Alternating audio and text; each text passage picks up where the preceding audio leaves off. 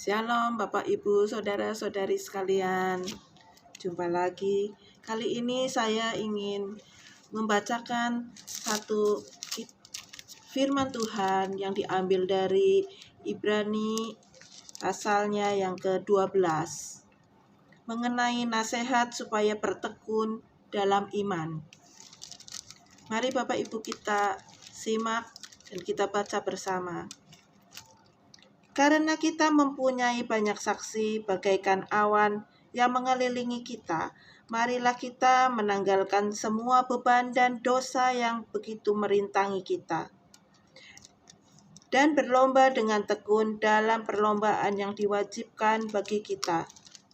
Marilah kita melakukannya dengan mata yang tertuju kepada Yesus, yang memimpin kita dalam iman, dan yang membawa iman kita itu kepada kesempurnaan, yang dengan mengabaikan kehinaan, tekun memikul salib, ganti sukacita yang disediakan bagi Dia, yang sekarang duduk di sebelah kanan tahta Allah. Ingatlah selalu akan Dia, yang tekun menanggung bantahan yang sehebat itu terhadap dirinya dari pihak orang-orang berdosa, supaya jangan kamu menjadi lemah dan putus asa. Dalam pergumulan kamu melawan dosa, kamu belum sampai mencucurkan darah.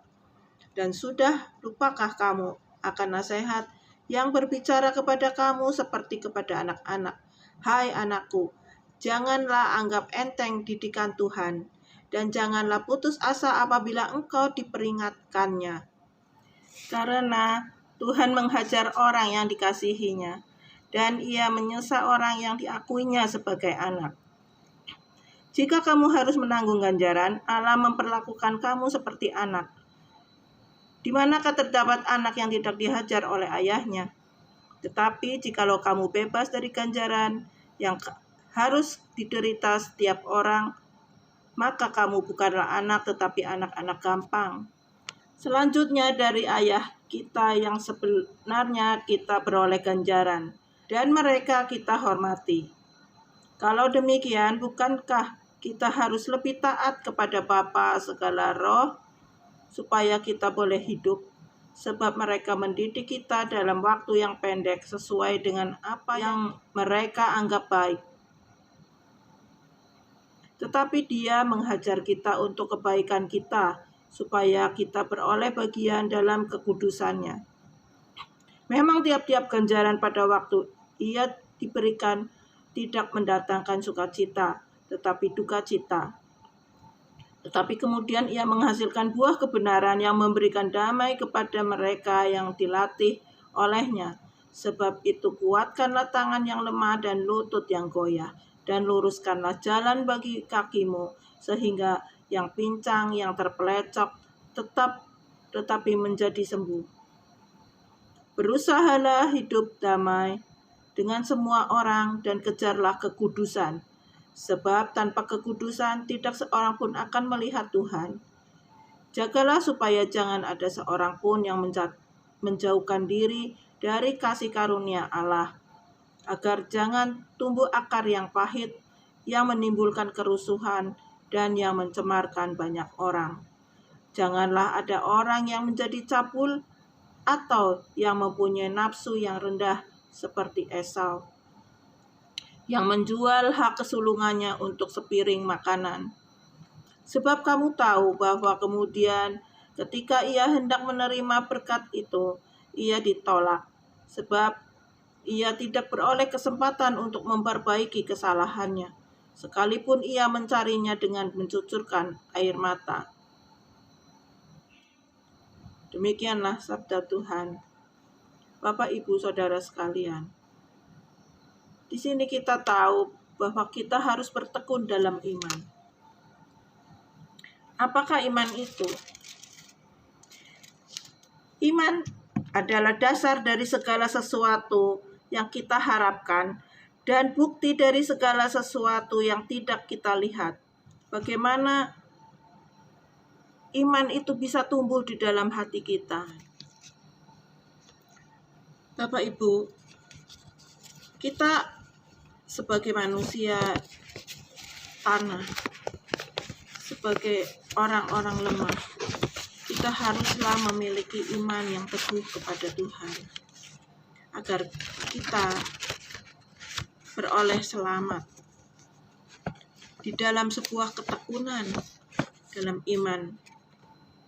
Kita berlomba, Bapak Ibu, di dalam iman.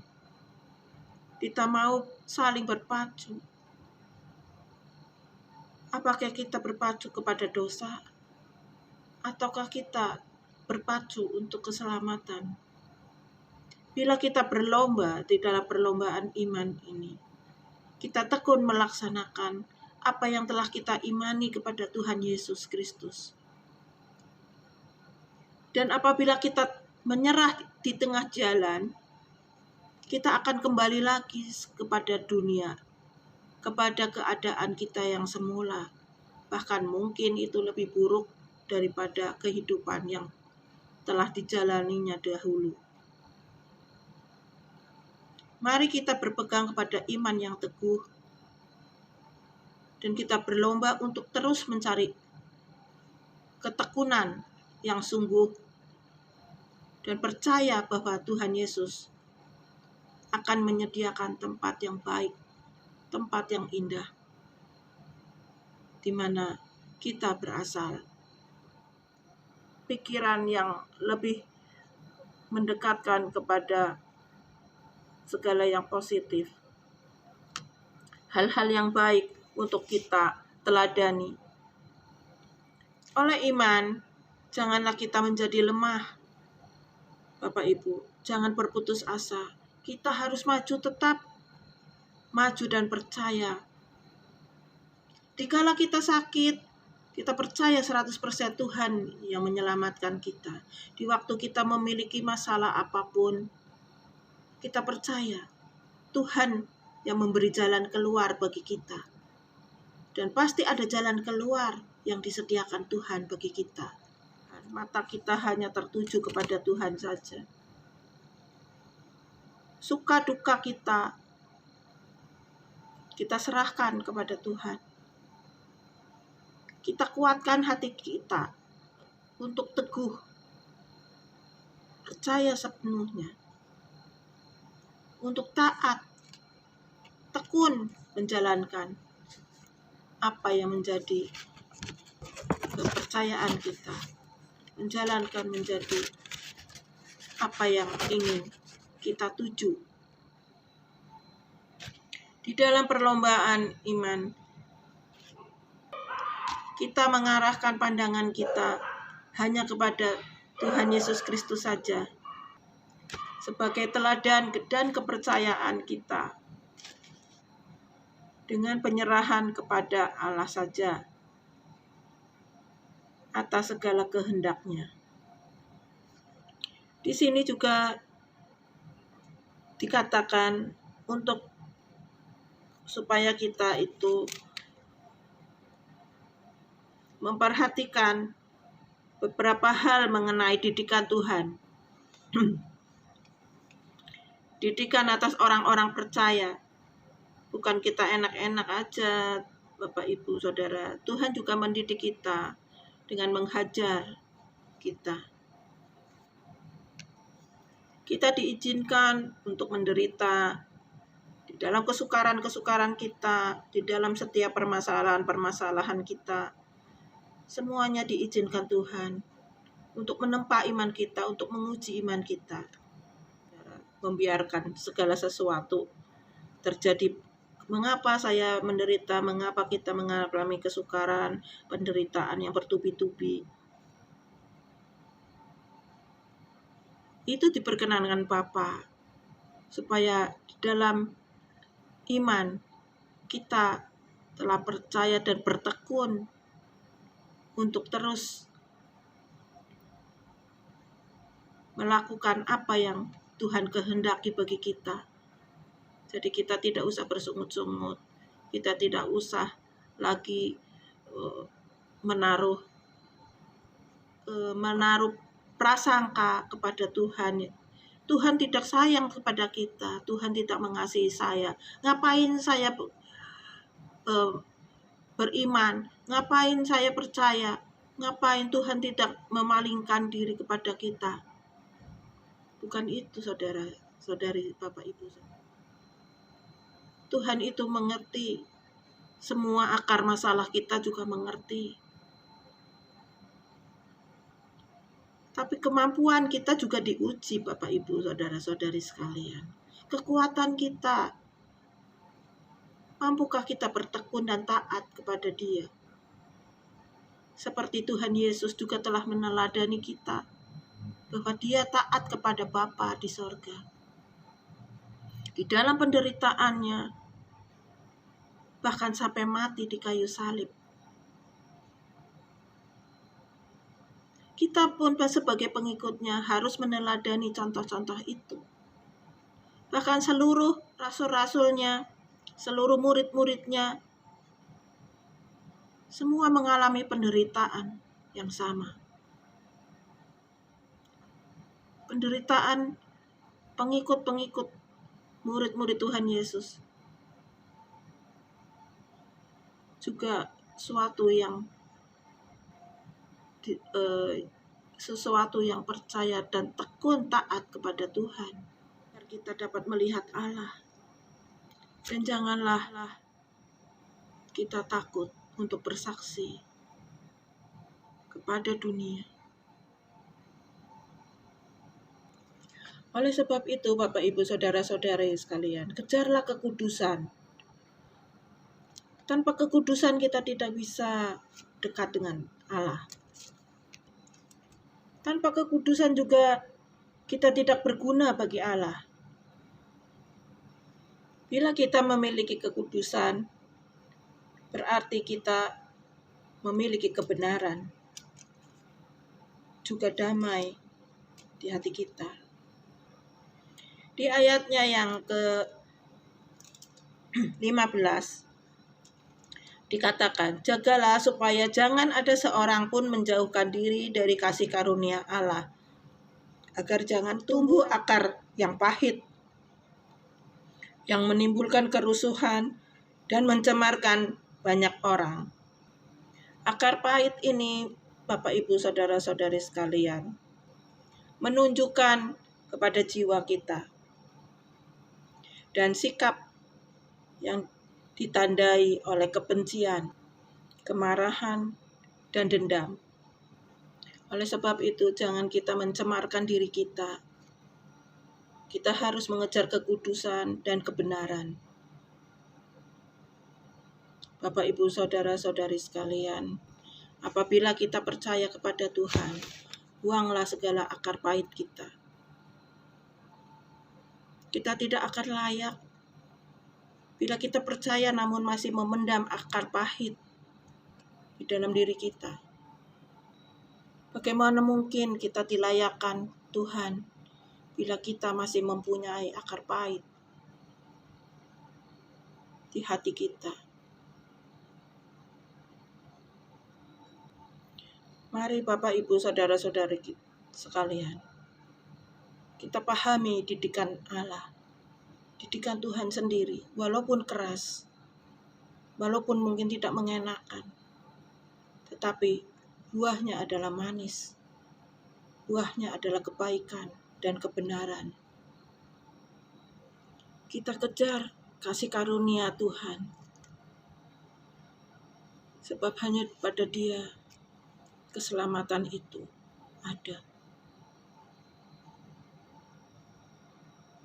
Janganlah kita membiarkan diri kita sendiri masuk di dalam kebinasaan. Kita yang sudah dibenarkan Allah, namun apabila masalah datang, kita kembali lagi kepada dosa yang lama. Jangan saudara-saudara sekalian, Bapak Ibu. Berserahlah kepada Tuhan. Bersyukurlah senantiasa dalam kondisi apapun. Mungkin itu ujian bagi hidup kita untuk naik ke level yang lebih tinggi di dalam iman kita. Kita sendiri kadang tidak mampu mengalami hal-hal yang demikian. Oleh sebab itu Tuhan kita memberi kelonggaran kepada kita. Apakah kita benar-benar sebagai pengikutnya setia dan tekun? Seberapa jauh ketekunan kita? Seberapa jauh kita itu berpegang kepada kepercayaan kita kepada Tuhan sebagai pengikutnya. Apabila kita baru ada penawaran-penawaran yang lebih baik, misalnya diberi uang atau diberi kenikmatan yang lain, kita cepat sekali meninggalkan Tuhan. Jangan seperti itu saudara-saudari sekalian, Bapak Ibu. Iman kita harus teguh. Jangan hanya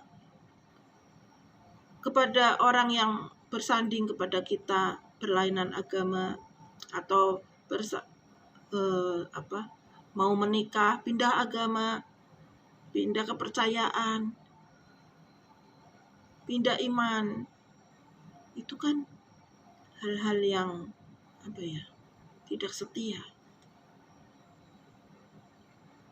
Kita harus bertekun dan kuat di dalam iman kita. Tuhan Yesus adalah Imam Mahdi. Tuhan Yesus adalah Satrio Piningit.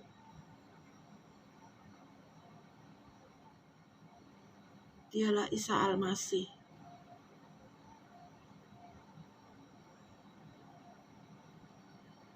Mari Bapak Ibu, saudara-saudari sekalian, kita terima didikan Tuhan. Apapun yang Tuhan mau kepada kita, kita berusaha sekuat semampu kita. Tuhan tidak akan memberikan pencobaan lebih daripada kekuatan kita. Firman Tuhan yang indah, yang mungkin menegur kita, mungkin membangkitkan semangat kita.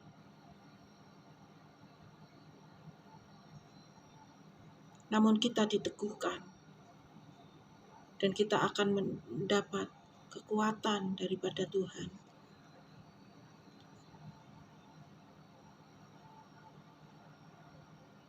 Dahulu mungkin saya juga seperti itu, saudara-saudara sekalian.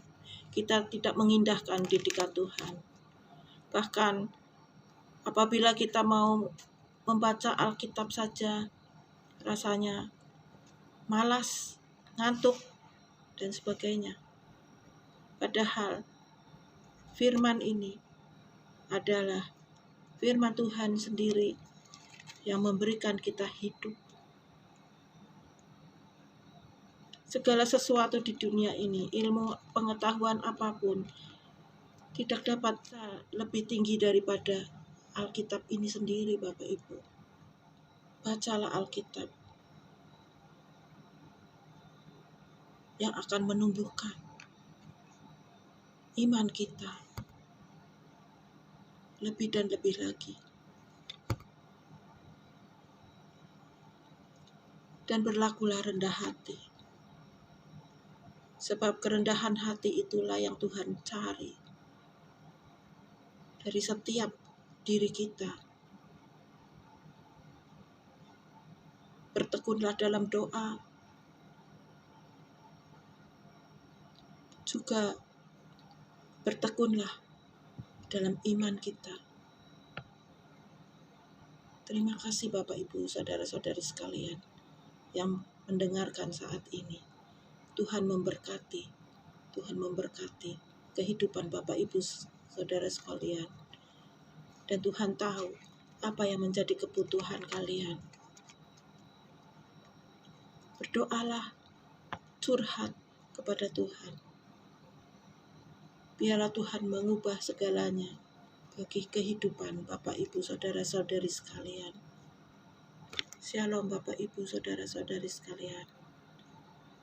Shalom, Shalom Elohim.